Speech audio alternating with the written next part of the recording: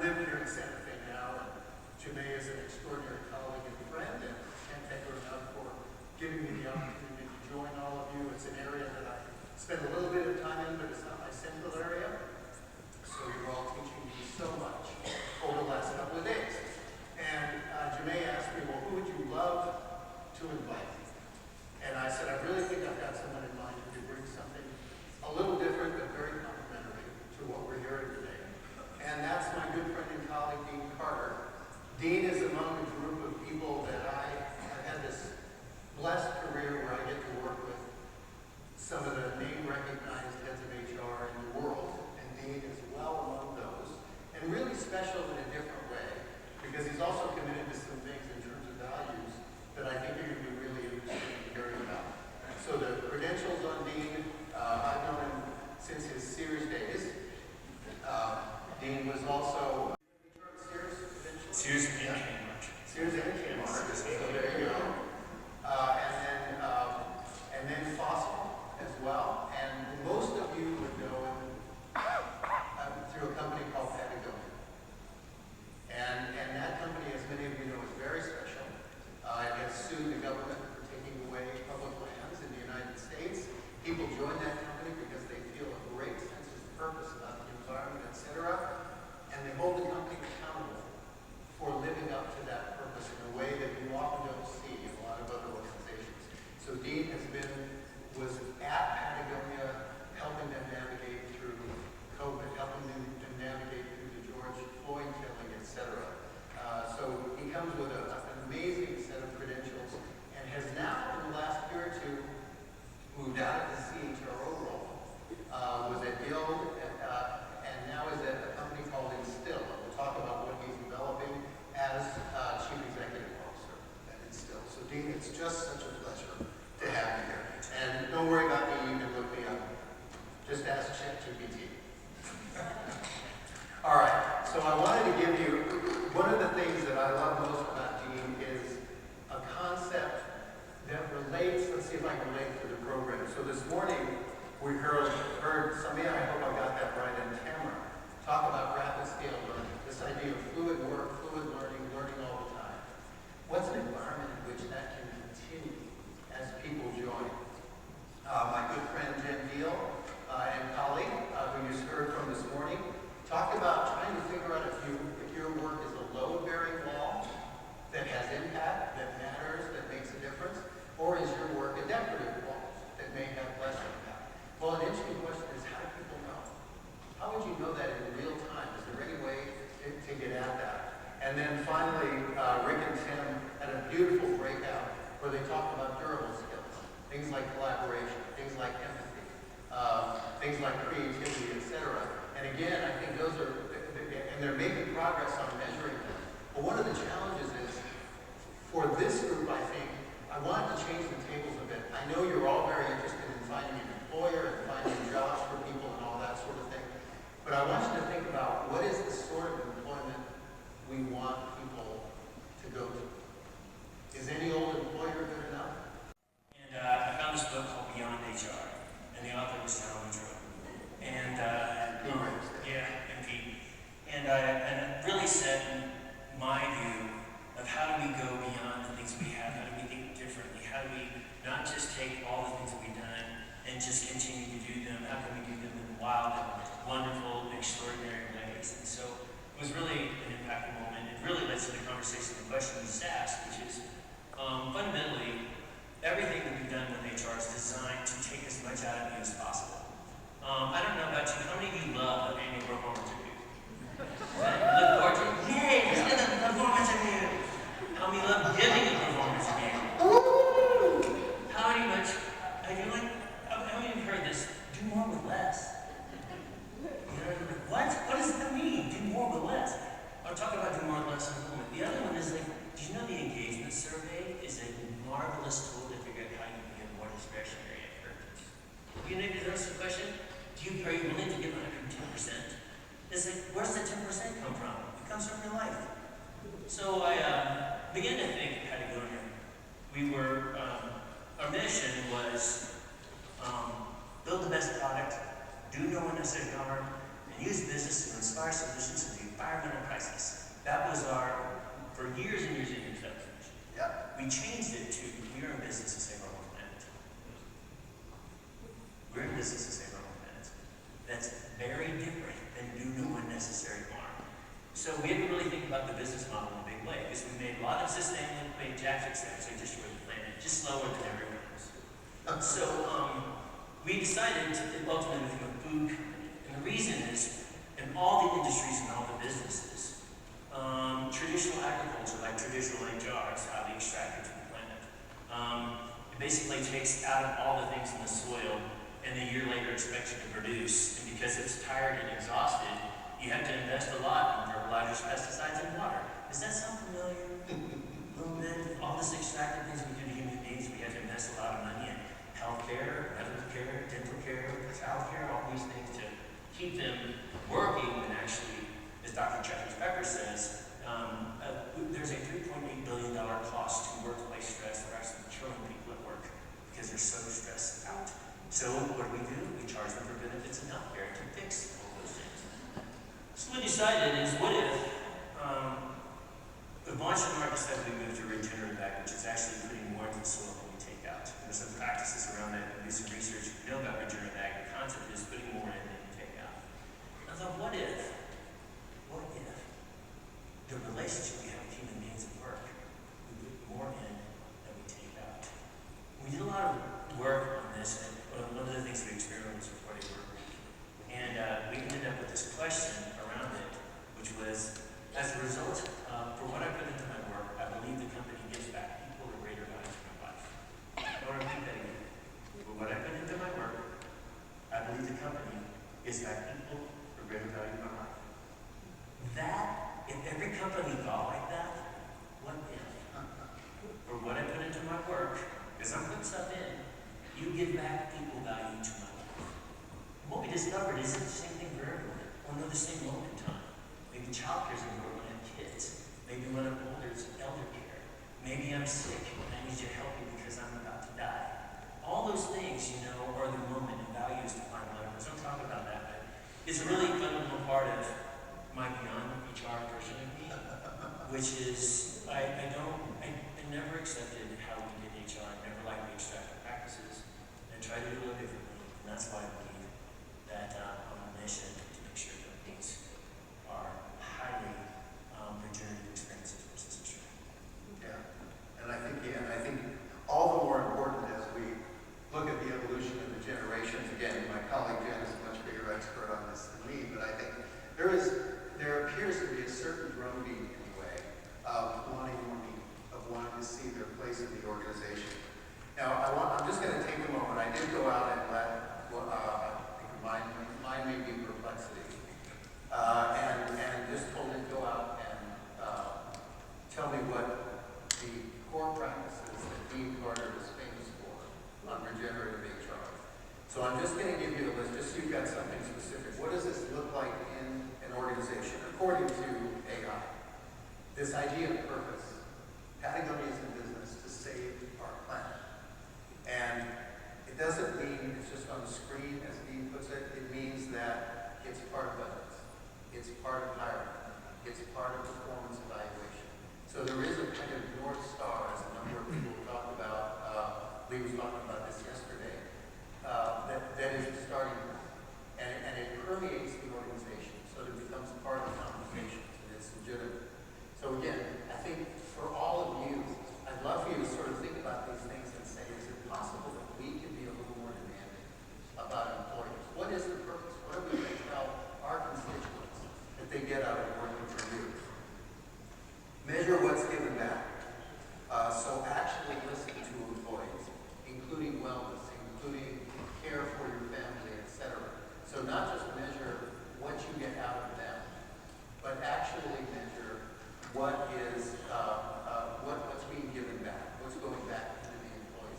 I love this idea that Dean and I talked about and it's really his idea that if you leave us, you ought to leave us regenerated.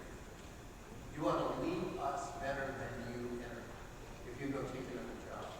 And in a time when things are this fluid, when defining what skills are going to matter, what we all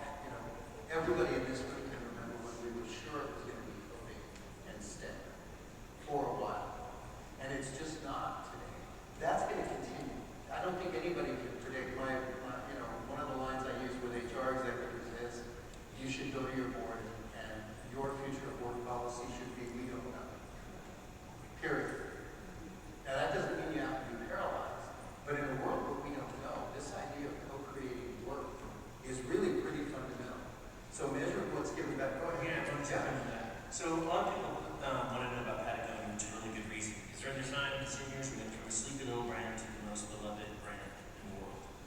And we did a lot of decisions around things that would actually make us less money. Because it was the right thing to do, and we always made more money when we did it.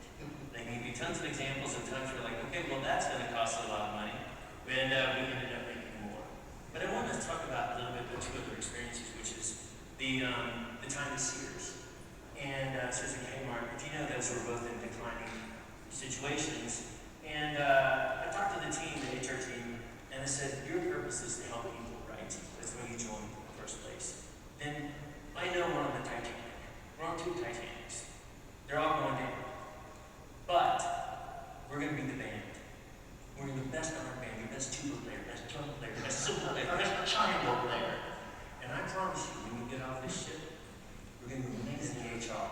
And we won 4 awards and 5 awards. The Brandon Hall Award for SciAP, which is highly, we got written up in all these magazine articles for the amazing work we're doing. And I said, when you get off the ship, I guarantee you, it'll be better than when you got there. There are 26 heads of HR who were junior at that time who are now senior pros. They all got on better ships than my time. And Guild Education. The purpose was helping people who work in frontline jobs get 6-figure jobs through education. When someone from Guild got a better job at another company, we celebrated the town hall. Yay! They got more education, they got another job. We had a whole list of people who got to their jobs when they left the company that were better than the one they got into. And put them on the screen. Stand up, applause, we're so excited you're here. But we're excited to leave because they got a better job. And so those are just examples of like how you can make sure that people are better off when they go there. You can even celebrate when they leave because they have education.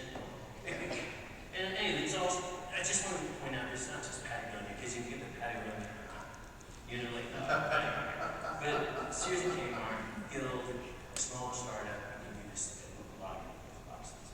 Yeah, beautiful. You know, you mentioned, you used as a teaser for the group how much they love the performance, the annual performance appraisal. So maybe talk a little bit about that in particular. You know, how does it look different in your generative approach than it does than the one that most of us hate? First of all, it's like, why are we doing this in the first place? And what we discovered is like a Swiss Army knife. How many of you have had a Swiss Army knife? Raise your hand. How many have tried to use the scissors? Really?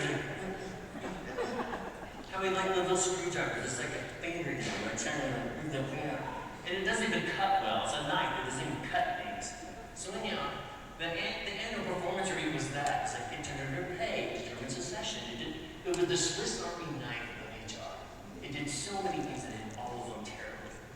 And so what I did is like, how do I take this apart? Let's make an amazing screwdriver. Let's make an amazing pair of scissors. Let's do something that actually cuts things. So I divided it up into pieces. So the one part of it is just this part of it.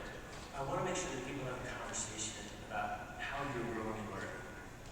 And so if you grow and learn at the company, I'm going to pay you more. That's it.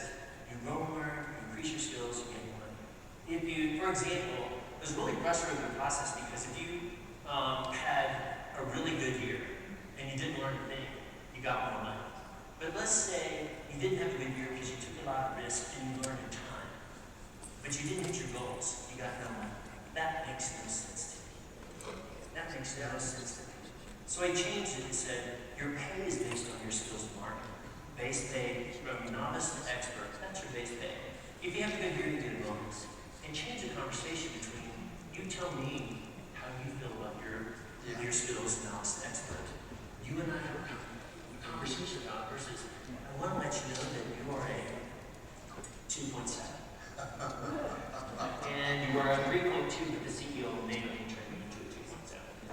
I don't know how you feel about that, but you want to talk about the 2.7? Make our pay budget work. Sorry. But really, really agree. I try to get to agree, but you're really 2.7. So that is my experience with annual performance review, and it changed it. Every company I've been in, I give it a raise. Everything about the mind works. No one likes to be called a 2.7. I don't know about you. By the way, no one likes to be called a 2.7. They forced half the company to be called 2.5, which is average. How many like being average? How many are trying to convince that a C is an A? You know. And those are just things that never made sense to me. So it's just change it and do something. Yeah, yeah. I do want to lean into that concept though for a moment. There were a lot of things that we did in HR because it was the only thing we could do. It was the tools that we had, and it was hard to reimagine. And I just want to call out this moment with AI that the profession will fail, all will fail, if we just use AI to do the things we're doing right now. If we just take this and AI it, then we have failed. If we take this and AI this, then we win. I believe that AI is a plus. The moment we start taking away from people and the extractive stuff, like how do we use AI to have less people? That is, we're in a failing mode. If they ask you like, oh, how do we figure out how to do your job? The question really should be, how can it help you do the things that you don't like to do? So that the things that you love, you can do them a little more. That is the question. When you get a lot of people doing the things that they love, this abundance goes from here to here. You get to do more with more, and not more with less. Yeah, and it really fits, I think, we all talk about growth mindset, but Dean and I were kind of saying, okay, what are going to be a couple of touch points before we connect? And he said a beautiful thing. He said, if you're using AI to automate things that people love doing, that should be a really significant flag in your organization. It may be necessary, but it is a very different conversation than AI doing the things that someone would really rather not be doing. And they have a good idea to take Jen's metaphor. These things seem pretty decorative to me, not really that load-bearing. And if you want to take those and let AI do them, that's great. Because I'd really like you to get me to the load-bearing stuff. I think you were talking about like nurses, right? Right, nurses don't want to they want to take care of people. They want to spend their time like taking care of patients, but 50% of this time is doing administrative work because they can't stand it, right? Nurses, we have so many nurses that leave the profession, but like AI can enable them to do so many more things. Just as a heads up, if you're doing something you love and AI replaces you, it will not love that job as much as you did. So if I'm choosing between an AI worker that's kind of doing it because they're doing it, or a human that's in the job that's loving doing it, I pick the human every single week. Yeah. Every day. So we have about 10 minutes left, and I want to give you a chance to talk about your current love, your current passion, your current pet project, which is an organization you can all look up, all instill, and I'll let Dean tell you about kind of the company mission. But the reason I'd like to get this on the table for you is not only that it's Dean's passion right now, but also that I think it kind of brings together a lot of what we've been talking about. It is an AI-driven product. It is a product that, in a lot of hands, is going to look kind of creepy. I'll let him describe it.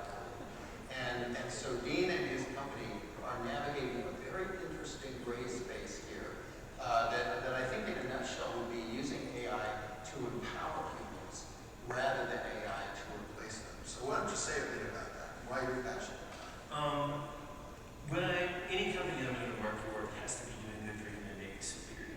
I'm not going to do anything that's distractive or just to do it. So when I met the founder, when they watched me build this, it dreamed, how do we understand, have you ever heard culture and strategy for breakfast?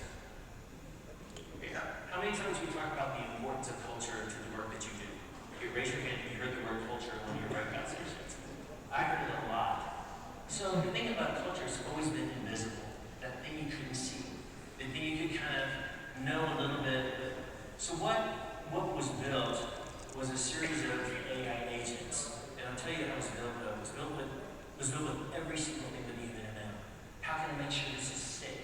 How can I make sure it's not biased? How can I make sure that every single meticulous moment of this is designed to make human beings better?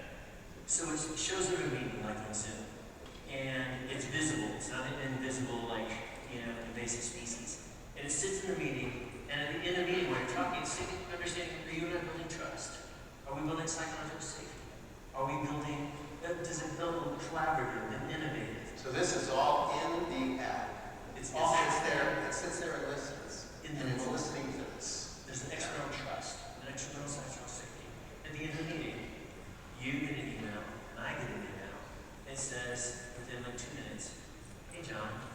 these particular behaviors, and it really drove trust in the meeting. And here are two. Hey, Dean, you did so good on trust. Here are some things you can do a little better. But on psychological safety, these behaviors, you did this. And next time you can do this even more. How many of you know people all around you love giving you feedback? How many people love to get feedback? I mean, love to give feedback. I can't wait to give feedback. No one gets great feedback. You know what? I just love the laughter. Nobody. The thing is, we all have these ways we can get better, but we don't have psychologically safe or structurally social structures to feel safe hearing about our behaviors when we do that every day. I believe that what has been created this still will not take away jobs, but save them.